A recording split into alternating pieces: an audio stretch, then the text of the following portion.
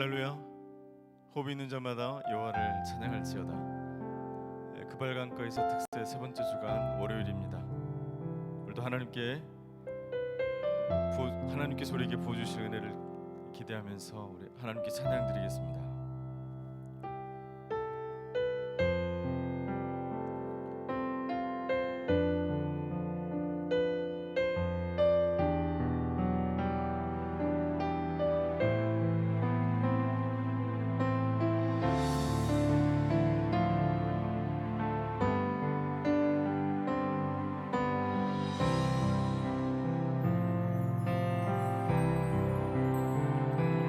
주의 거룩하심 생각할 때 주의 크신 사랑 느낄 때 주의 영광의 빛 나의 생활 비춰주실 때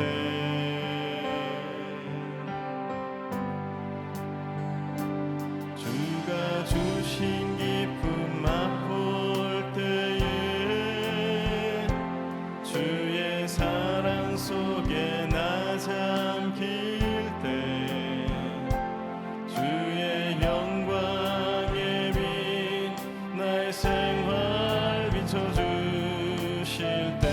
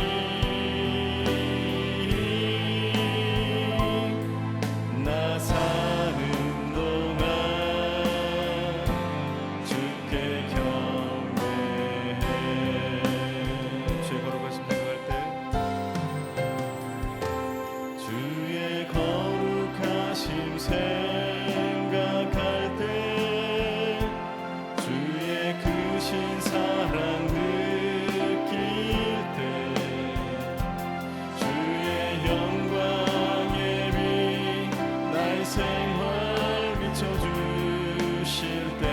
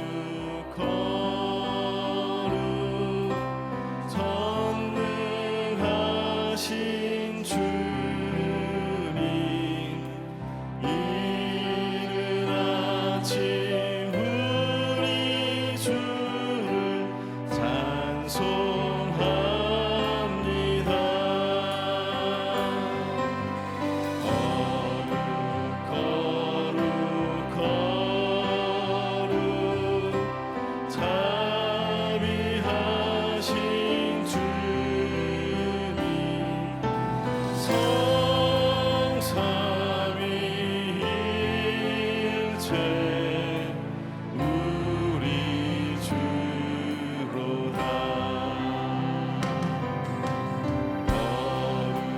거룩 주의 보좌 앞에 모든 성도 면류관을 벗어드리네.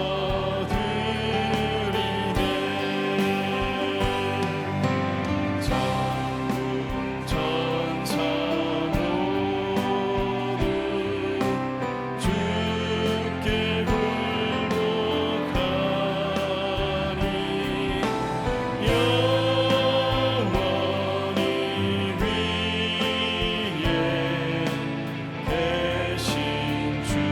우리 높은 목소리로 거룩거룩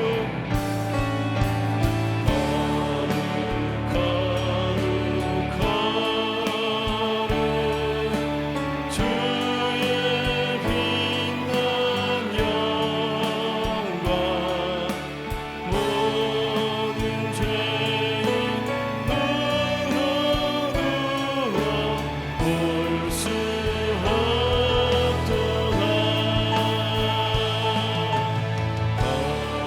거룩하신 이가 주님밖에 없네.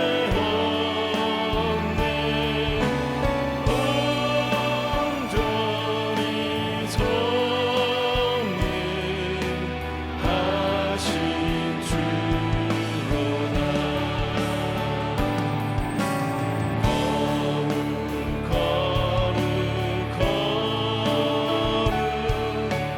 성립하신 주님, 천지 만물 모두 주를 찬송합니다.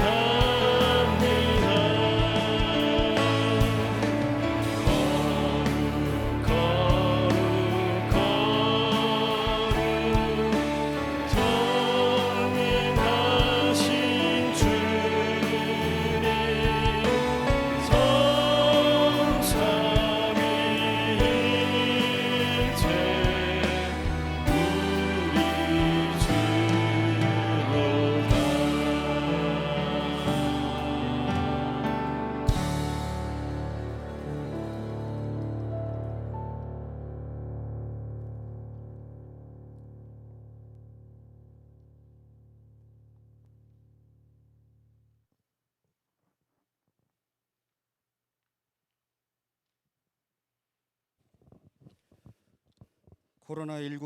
주로다. 코로나19 2차 팬데믹으로 인해 교회 예배가 축소되거나 대체된 상황과 계속되는 자연재해로 인해 사회적 불안이 지속되고 있으며 정치 경제는 어수선하지만 변함없으신 사랑과 크신 권능의 팔로 주의 자녀들을 안보하여 주시는 주님, 그발 강가에서의 특별한 새벽 그리고 특별한 밤의 예배 자리로 불러주시는 주님께 감사와 찬양을 올려드립니다. 비록 예배 장소는 각자의 처소라 할지라도 신령과 진정으로 드려지는 성령의 임재가 있는 거룩한 예배가 되게 하여 주시옵소서.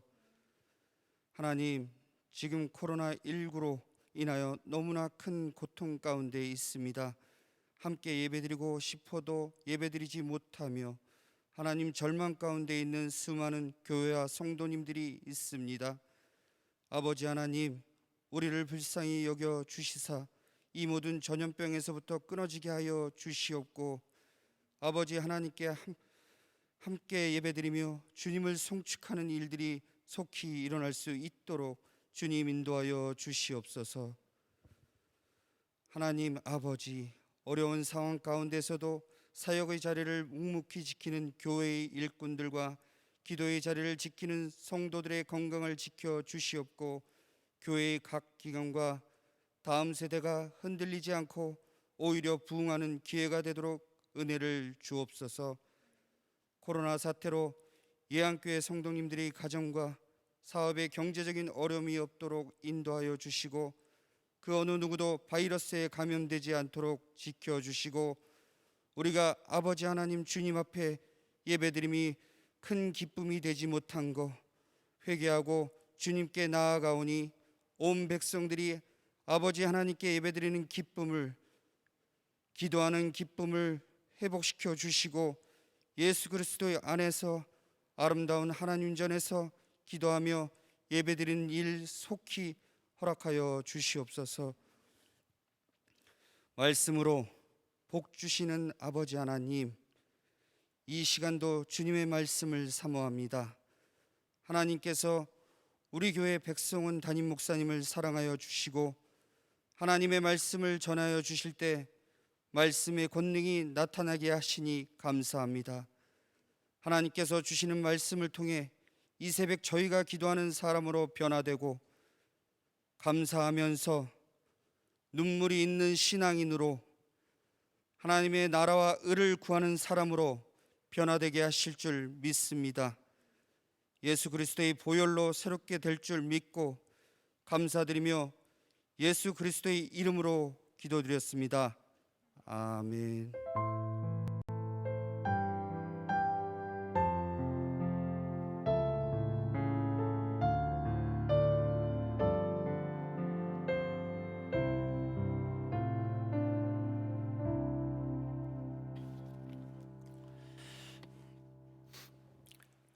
오늘 우리들에게 주신 하나님 말씀 에스겔 44장입니다. 에스겔 44장 20절부터 27절까지 말씀.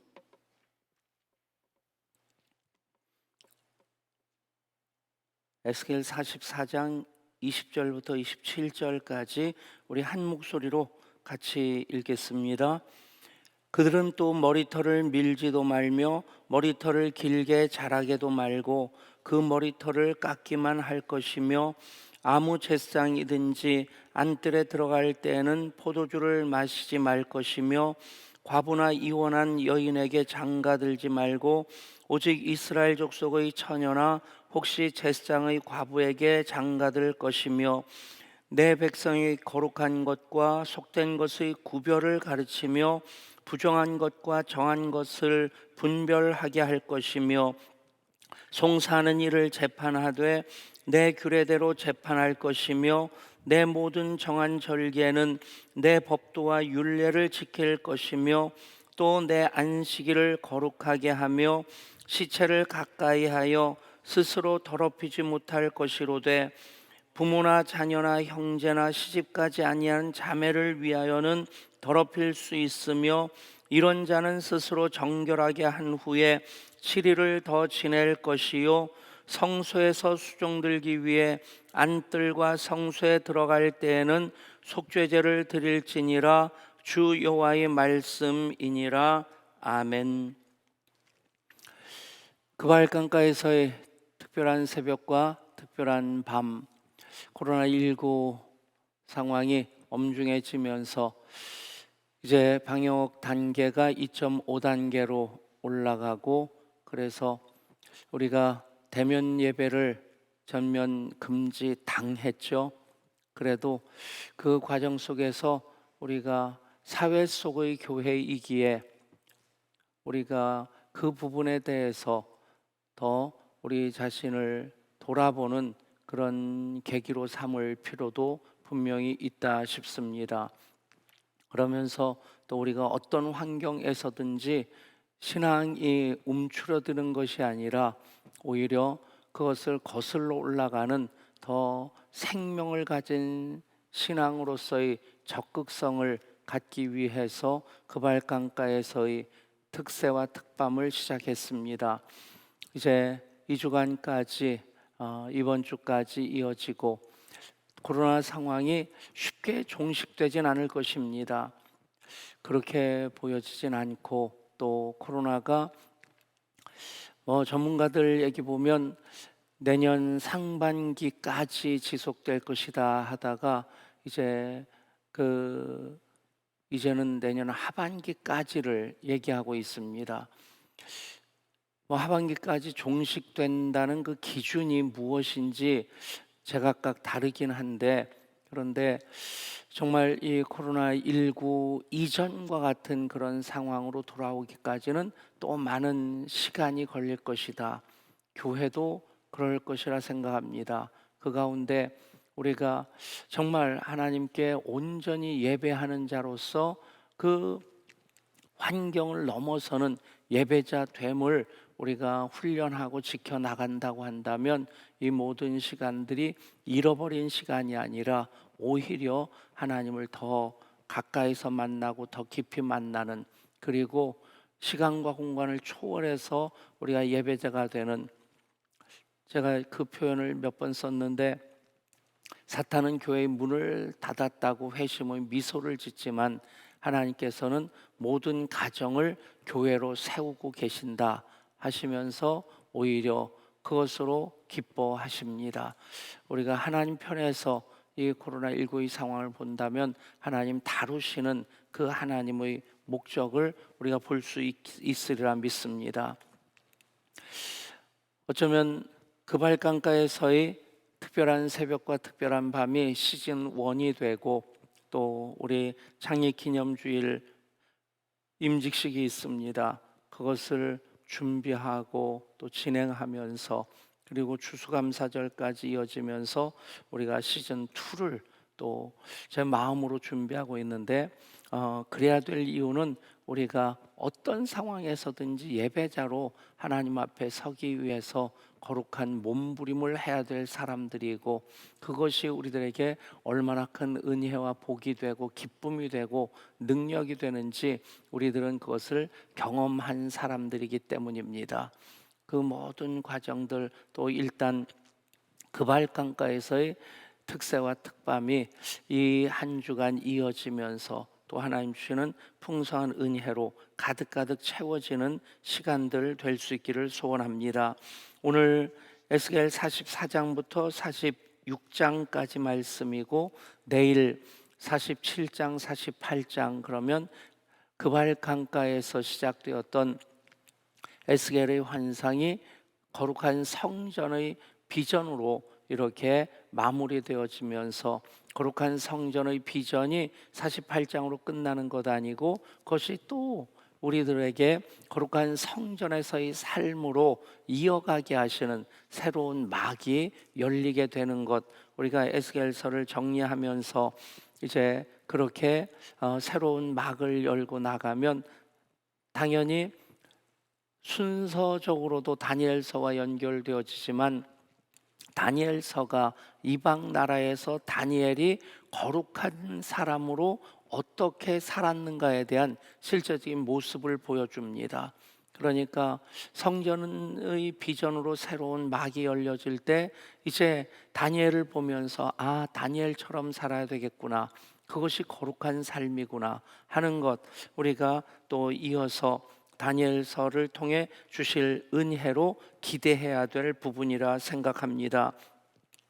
특별히 이제 어제도 그 말씀드렸었는데, 에스겔서 랍비들이 30살 이전에는 읽지 말라 했던 그 이유, 또 엄마 아빠들이 에스겔서에 대한 특별히 40장부터 질문을 하게 되면 그것은 나중에 엘리야 선지자가 가르쳐 줄 것이란다 대답했던 이유를 제가 어제 말씀을 준비하면서 44장부터 46장까지 읽으면서 나도 그렇게 얘기하고 끝내볼까. 여러분 이해가 안 되실 겁니다. 참 어려울 겁니다. 나중에 엘리야 선지자가 오면 가르쳐 줄 것입니다. 아멘. 우리 기도합시다. 그리고 끝내면 지금 241가정에서 새벽 제단을 쌓고 계시고, 또 새벽마다 우리 찬양팀도 방송팀도 너무 수고하고 감사한데, 그러면 되게 허전할 것 같아요. 읽으면서 물론 처음에 이제 전체적인 흐름을 잡을 때 제목을 잡은 것이 거룩한 곳에서는 거룩해야 합니다. 이제 전체적인 흐름을 좀 급하게 잡는 그런 느낌도 없지 않아 있었습니다만은 또 읽으면서 그냥 정답의 핵심이 바로 그것이다. 이제 성전의 비전 속에서 새로운 성전을 쌓아나가는데, 그 새로운 성전은 하나님의 영광의 임재로 말미암아 새로운 성전이 되는 것입니다. 건물이 아닙니다. 건물일 필요가 없습니다. 그것은, 이 새로운 성전은 바로 예수님을 뜻하고, 예수님 믿는 이들 그 부활의 영광에 참여할 때 우리가 거룩한 성전이 되었기 때문이죠. 거룩한 성전으로서의 조건이 하나님 영광의 임재라고 한다면 장소에 국한될 이유가 없는 것이죠. 교회 사이즈와 전혀 상관없습니다. 제가 63빌딩에 있는 대한생명 그 신우회를 만들 때부터 신우회 만든 다음까지 한 2년 남짓 이제 예배를 인도를 했었습니다. 그 말씀을 전하는데, 그 대한생명 그 직원들이 이제 한 달에 한 번씩 동원된 예배를 드리고, 그러기 때문에 이 신호에 대한 따로 관심이 별로 없더라고요. 근데 어쨌든 그렇게 만들었고, 신호회에 새로운 직원들이 옵니다. 오면 자기 소개를 할 때 딱 이렇게 그 인사말이 정해졌다는 느낌이 들었어요.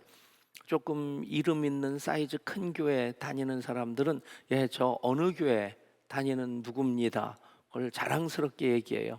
그런데 작은 교회, 이름이 잘 알려져 있지 않는 동네 교회 다니는 분들은 꼭 이렇게 얘기합니다. 예를 들어서 뭐 어디에 있는 어느 교회라고 얘기를 하지 않고 그냥 작은 교회, 개척교회 다니는 누구입니다. 그 얘기를 들을 때마다 좀 하나님 좀 기분 안 좋으시겠다.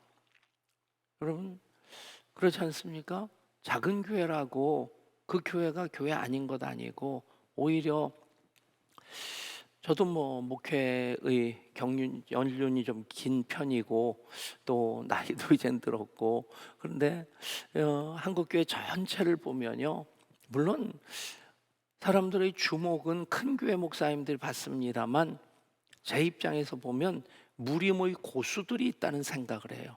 그걸 확인할 때마다 굉장히 참 뿌듯한 기쁨이 있고, 이것이 한국교회의 저력이구나, 힘이구나 하는 것을 느끼는데, 그 무림의 고수, 뭐 무협지에 나오는 표현 같습니다만 아무도 안 알아주는데, 그런데 정말 깊은 신앙을 가지고 있고 그 신앙으로 살아가는, 참 이렇게 존경스러운 마음이 들고, 저런 신앙 많은 사람들이 본받으면 좋겠다. 그런 분들이 누구냐면 시골 작은 교회 목회하는 분들, 작은 교회 장로님들. 여러분 그런 분들 보면 절로 고개가 숙여집니다.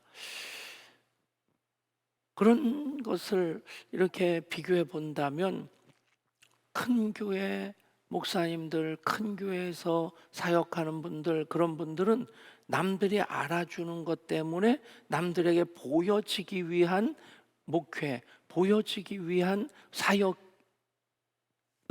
그런 부분이 전혀 없진 않습니다. 그런데 작은 교회에서 목회하는 분들 보면 정말 하나님만 바라보면서 예배하고 그 작은 교회 어려운 목회를 하는 그 모습 보면 정말 그 경건함을 보게 되고, 그리고 그 거룩함이 그 속에 있음을 보게 됩니다.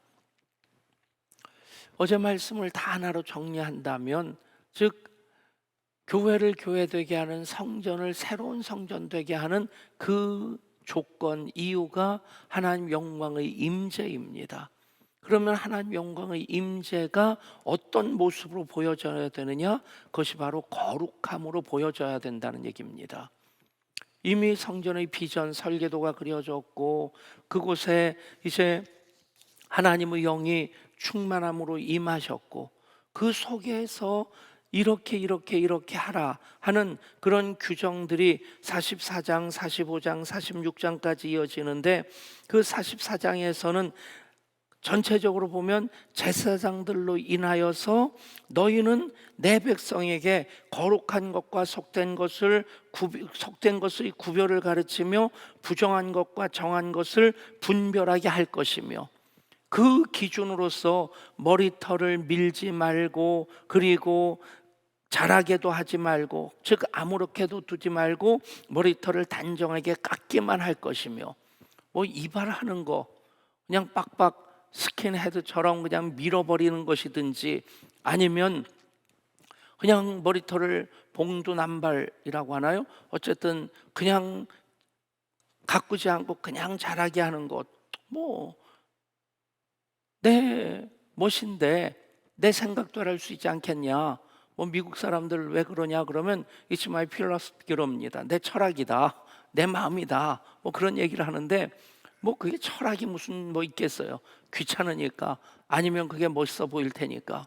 그런데 그것까지도 그냥 머리를 밀거나 스킨헤드처럼 빡빡 깎거나, 아니면 머리털 그냥 자연적으로 그냥 가꾸지 않고 내버려 두는 것이나, 그렇게 하지 말라는 겁니다.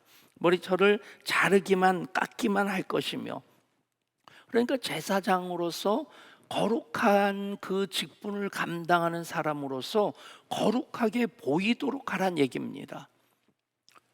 그러면서 거룩한 곳에 들어갈 때, 즉 안뜰에 들어갈 때는 포도주를 마시지 말 것이며, 이스라엘 백성에게 포도주는 그냥 우리가 숭늉 마시듯이, 요즘 뭐 숭늉 마시는 게 더 어렵죠. 그냥 식사하면서 물 한 컵 마시듯이 자연스러운 것인데, 그것까지도 안뜰에 들어갈 때, 즉 거룩한 곳을 향해 가까이 나갈 때는 그것까지도 절제하라는 얘기입니다. 그러니까 모든 것에 있어서 거룩함이 기준이 돼야 된다는 것이죠.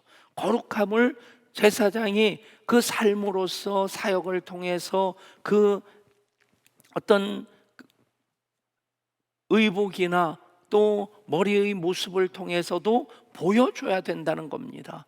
그것을 통해서 백성들에게 이것이 거룩한 것이고 이것이 속된 것이다, 이것이 정한 것이고 이것이 부정한 것이다, 가르쳐 주란 얘기입니다. 그런데 우리가 단지 구약의 시선으로 바라보면 이것은 제사장들 많이 할 일입니다.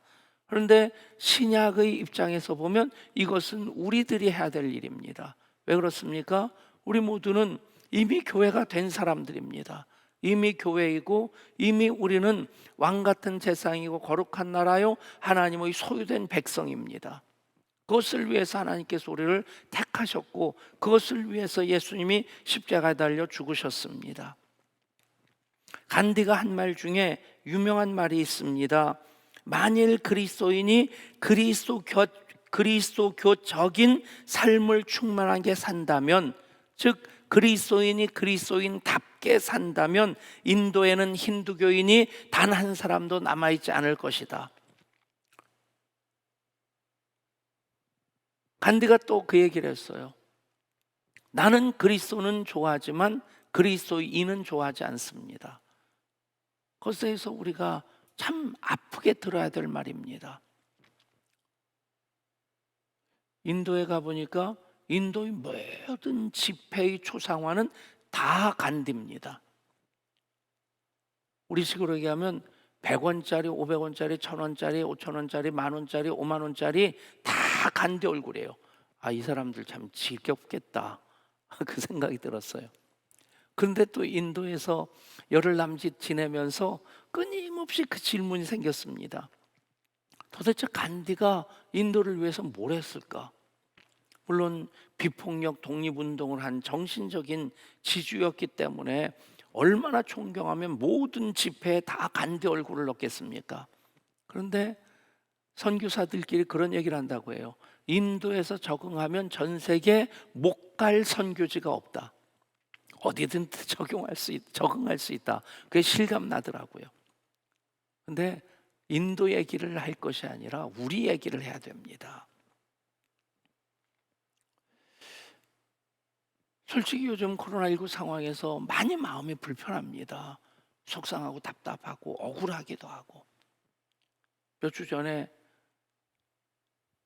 하나님 억울합니다, 그 기도를 하는데 눈물이 왈칵 나오더라고요. 진짜 억울해요.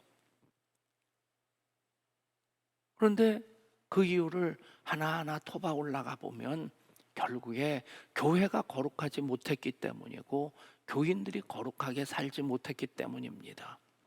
여러분, 하나님은 거룩한 분이시고 내가 거룩하니 너희도 거룩하라. 그 얘기는 하나님 닮은 삶을 살란 얘기고, 말씀을 지식으로만 아는 것 아니고 우리끼리 예배하고 기도하는 것으로서가 아니라 예배 마친 다음에 예배의 삶을 살아가란 얘기입니다. 거룩한 모습 어떤 것일까요? 옛날 목사님들, 요즘 그런 목사님들은 없는데, 옛날 목사님들 보면 성경책, 오래된 성경책, 배가 이게 이렇게 부풀어 올라와 가지고 이쪽 이 묶은 부분보다 이쪽이 이만큼 부풀어 올라 있고 배도 이렇게 불룩 나와 있고, 그냥 보기만 해도 한 10년, 20년 읽은 성경 같은, 뭐 연료는 느껴지는데 뭔가 좀 낡아 보이는 그 성경이 이렇게 끼고, 또 고개를 씹어도 이렇게 숙이고, 걸음을 걸어도 뭔가 활기차지 않은, 거기다가 양복은 유행진한, 근데 남자 유행이라는 게 참 웃겨요. 이 깃이 넓어지고 좁아지고 단추가 하나고 두 개고 뒤가 터졌다 하나가 됐다 두 개가 됐다 뭐 그 정도밖에는 안 되는데, 그래도 그게 유행이라는 게 지나간 것 입고 있으면 뭔가 좀 안 어울려 보이는 그런 양복 입고, 그러면 그게 거룩한 모습일까? 여러분, 거룩은 하나님 닮은 삶입니다. 제사장에게 하시는 말씀이 무엇입니까? 이 말씀이 즉 제사장으로 거룩한 곳에서는 거룩함의 그 모습을 보여주고 그것의 기준이 되라 하시는 거죠.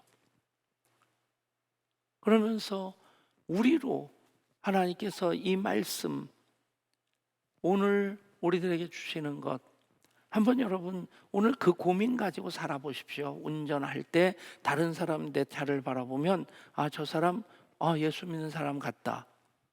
그래서 백밀러에 매달려 있는 십자가를 본다든가, 저는 선물을 요즘 십자가 예수라고 쓴 그 예수의 그 이름을 십자가로 한 그런 것을 이제 계기판 위에 이렇게 붙여놨는데, 그걸 가리고 싶을 때가 있다면 거룩한 모습으로 안 보여진다는 얘기고, 누군가가 그것을 봤을 때 과연 그렇구나 라고 고개를 끄덕거릴 수 있도록 내가 운전을 하고 있는가, 내가 걸어갈 때 아니면 내 얼굴 표정을 보면서 저 사람 교회 다니는 사람 같겠구나, 말투에서.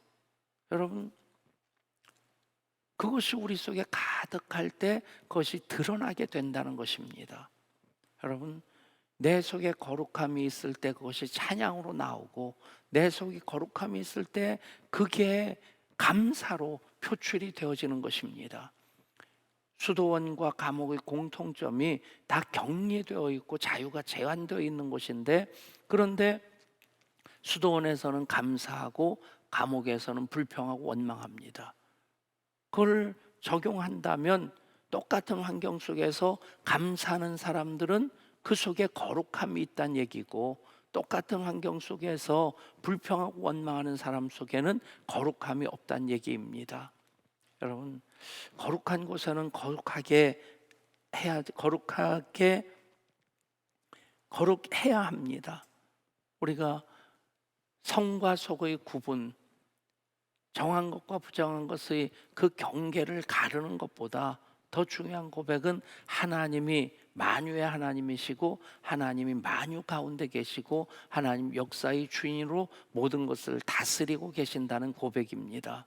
그렇다고 한다면 예배할 때 우리의 모습은 예배당 밖에서 예배자의 삶으로 계속 이어져야만 합니다. 그 고민 해보십시다. 순간순간 자기를 돌아보십시다. 내 속에 거룩함이 있다면 우리는 하나님 안 계신 곳 없이 계시는데 교회 안에서만 예수 믿는 사람 같고 목사 같고 교회 밖에서는 전혀 그렇게 보이지 않는 그런 이중적인 모습이 아니라, 우리는 만유의 하나님, 만유 가운데 계시는 그 어떤 곳에서든지 우리는 하나님 앞에서 거룩한 삶을 살아갈 때에 그것이 이제 새로운 성전에서 하나님 영광의 충만함, 가운데 우리가 거룩하게 살아가야 될 이유가 되는 것입니다. 거룩하신 하나님, 내가 거룩하니 너희도 거룩하라 말씀하십니다. 그 말씀 붙잡고 거룩한 몸부림을 해보십시다. 거룩한 질문을 해보십시다.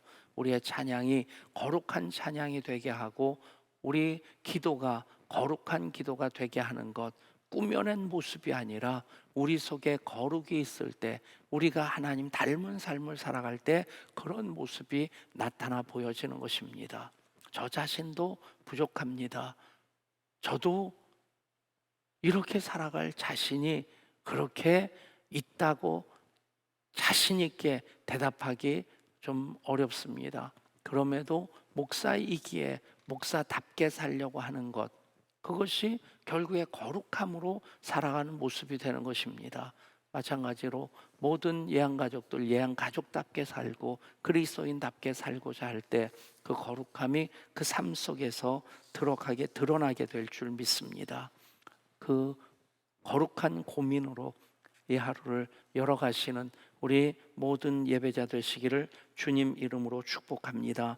우리 찬양합니다.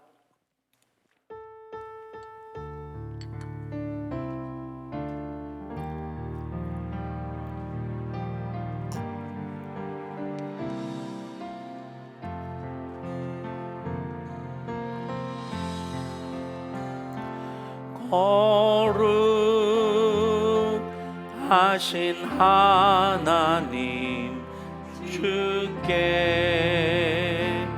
감사드리세. 날 위해 이 땅에 오신 독생자 예수, 나의 맘과 뜻 다해 주를 사랑합니다. 날 위해 이 땅에 오신 독생자 예수, 내가 약할 때 강함 주고 가난할 때 우리를 부욕해 하신 나의 주 감사. 내가 약할 때 강함 주고 가난할 때 우리를 부욕해 하신 나의 주 감사.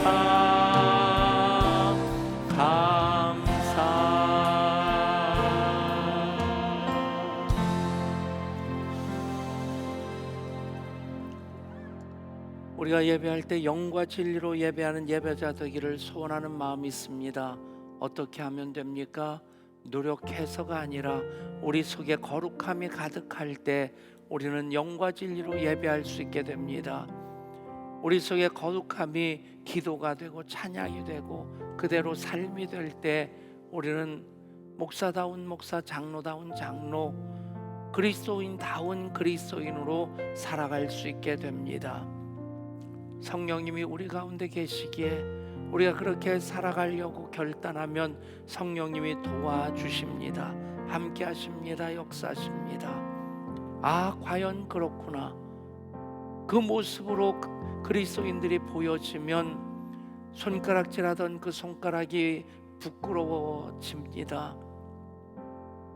그렇게 우리가 거룩해야만 합니다. 성전만이 거룩한 곳이 아니라 하나님 만유의 하나님으로 만유 가운데 계시기에 그곳에서 우리는 거룩한 그리스도인의 삶을 살아야 합니다.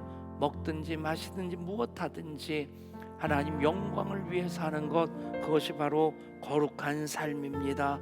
결단하며 기도합니다. 하나님, 그렇게 살겠습니다. 그래서 하나님 역사하시는 증거들 우리 가운데 보여지게 하여 주옵소서. 하나님, 그래서 더 감사하고 그래서 하나님으로 더 기뻐하며 살아가는 우리의 삶이 되게 하여 주옵소서. 한 가지 또 기도 부탁드립니다. 우리 청년 자매가 이제 그 피부 암인 흑색종으로 치료를 받고 있는데 많이 호전되었다 싶었는데 다시 악화가 되었다고 합니다. 하나님 고쳐 주시옵소서. 태훈이도 많이 좋아졌는데 완치될 때까지 하나님 강한 손 펼쳐 붙잡아 주시고 주보혈로 덮어 주시옵소서. 간절한 마음으로 우리 주의 이름 부르고 합심해서 기도합니다. 주여,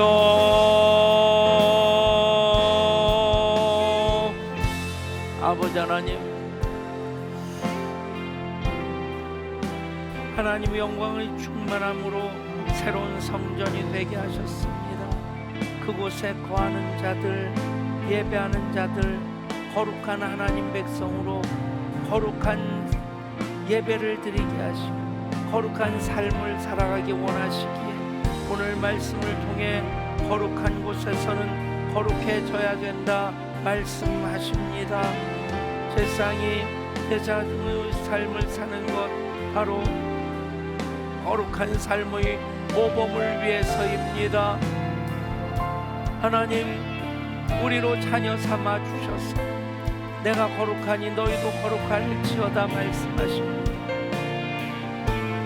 우리가 예배할 때만 거룩한 것 아니고 예배의 삶을 통해 세상 가운데 거룩의 모습을 보일 수 있게 하여 주옵소서. 그리스도인다운 것입니다. 예배자의 삶을 사는 것입니다. 그래서 교회를 향해 손가락질하던 모든 손가락이 부끄러움 당하게 하십니다.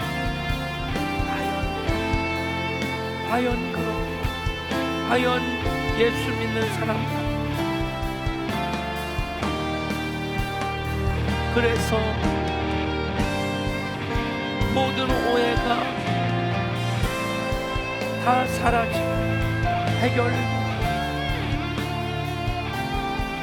하나님께 너의 착한 행실을 통해 세상으로 하나님께 영광 올려드리게 하라신 말씀 이루며 살게 하여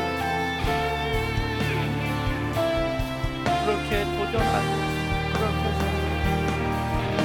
아버지, 세상 불평할 것이 아니라 감사합니다. 하나님 만유 하나님으로 만유 가운데 계시고 만유를 다스리신 하나님, 어디서 무슨 일하든 거룩한 하나님께서 사랑하게 하시는 하나님의 영광을 우리 보고 깨닫게 하시옵소서. 아버지, 이 나를 위해 기도합니다. 많이 정보가 좋아졌다. 성도 다시 악하게 온 교회가 기도하는 것, 하나님